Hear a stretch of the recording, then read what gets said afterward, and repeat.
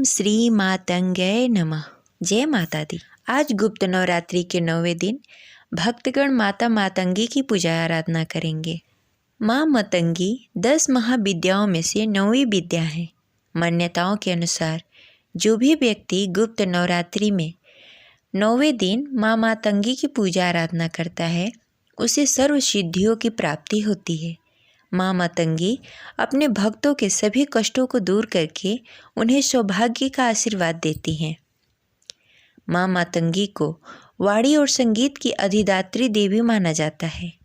इनके अलावा इन्हें अस्तंभनी देवी भी माना जाता है। शास्त्रों के अनुसार माँ मातंगी की पूजा करने से दाम्पत्य जीवन खुशहाल रहता है। जो मनुष्य श्रद्धापूर्वक इनकी पूजा आराधना करता है उन्हें गृहस्थ जीवन की सभी सुख प्राप्त होती है। माँ मातंगी अपने भक्तों के सभी मनोकामनाओं को पूर्ण करने का वरदान देती हैं। सच्चे मन से जो भी भक्त माँ मातंगी का मंत्र जाप करता है उसे सभी सुखों की प्राप्ति होती है। शास्त्रों के अनुसार मतंग भगवान शिव का ही नाम है। भगवान शिव की आदिशक्ति देवी मातंगी है। देवी मातंगी का रंग श्याम है। यह अपने मस्तक पे चंद्रमा को धारण करती हैं। माता मातंगी राक्षसों का वध करने के लिए तेजस्वी रूप धारण किया था। माँ मातंगी लाल रंग के वस्त्र धारण करती हैं। इनकी सवारी सिंह है और यह अपने पैरों में लाल पादुका और गले में लाल रंग का माला धारण करती हैं। माँ मातंगी के हाथों में धनुष, बाण, शंख, पास, कटार, छत्र, त्रिशूल, अक्षय माला आदि विराजमान रहते हैं।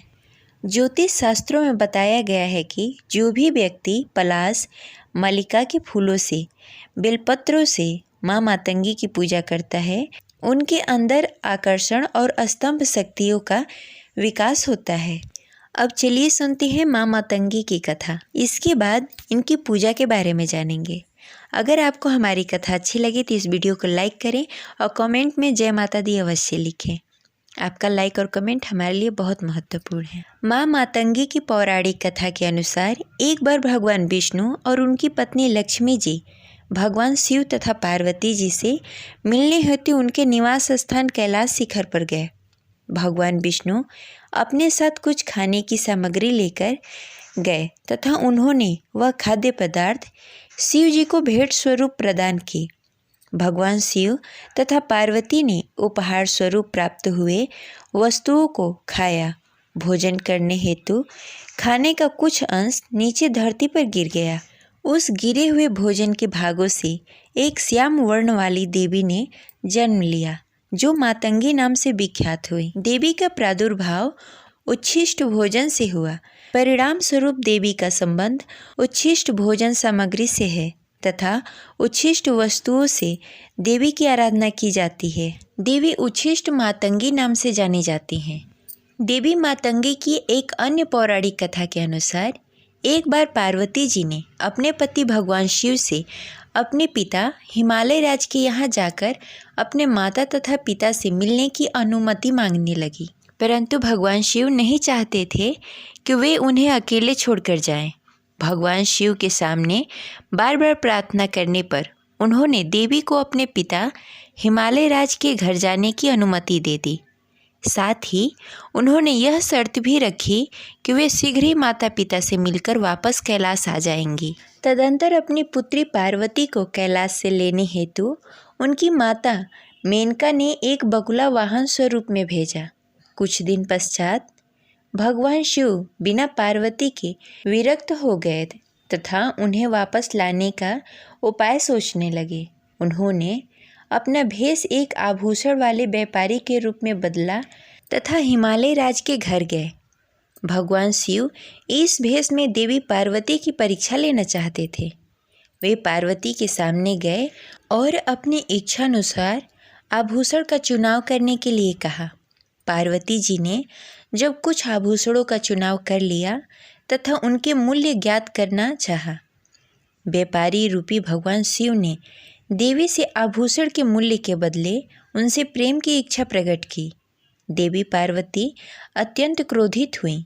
अंततः उन्होंने अपनी अलौकिक शक्ति से उन्होंने पहचान लिया कि यह भगवान शिव हैं। तदंतर देवी ने प्रेम हेतु तैयार हो गई तथा व्यापारी से कुछ दिनों पश्चात आने का निवेदन किया। कुछ दिनों के पश्चात देवी पार्वती जी ने भी भेष बदलकर भगवान शिव के सामने कैलाश पर्वत पर गई। भगवान शिव अपने नित्य संध्या उपासना के लिए तैयारी कर रहे थे। देवी पार्वती लाल वस्त्र धारण किए हुए बड़ी बड़ी आंखें कर श्याम वर्ण तथा दुबले शरीर से युक्त अपने पति के सन्मुख प्रकट हुई। भगवान शिव ने देवी से उनका परिचय पूछा। देवी ने उत्तर दिया कि वह एक चंडाल की कन्या है तथा तपस्या करने आई हैं। भगवान शिव ने देवी को पहचान लिया तथा कहा, वे तपस्विनी तो तपस्या का फल प्रदान करने वाली हैं। यह कहते हुए उन्होंने देवी का हाथ पकड़ लिया और प्रेम में मग्न हो गए। तत्पश्चात देवी ने भगवान शिव से वरदान देने का निवेदन किया।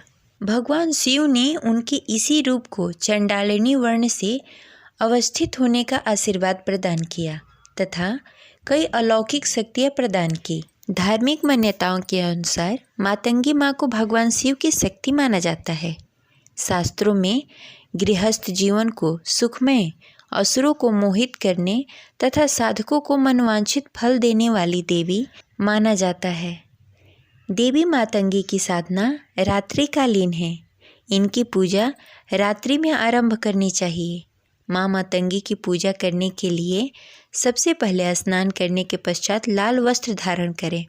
अब अपने घर के किसी एकांत कक्ष में या पूजा घर में पश्चिम की तरफ मुंह करके बैठ जाएं। अब अपने सामने एक लकड़ी की चौकी रखें, उसे गंगा जल से शुद्ध करें, उस पर लाल कपड़ा बिछाएं, उस पर माँ मातंगी की तस्वीर या प्रतिमा रखें।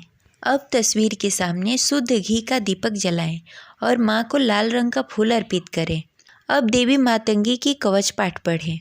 देवी मातंगी की साधना करते समय साधक को पूरी श्रद्धा और आस्था के साथ सभी नियमों का पालन करना चाहिए। साधक को माँ मातंगी की साधना करने की जानकारी को हमेशा गोपनीय रखना चाहिए।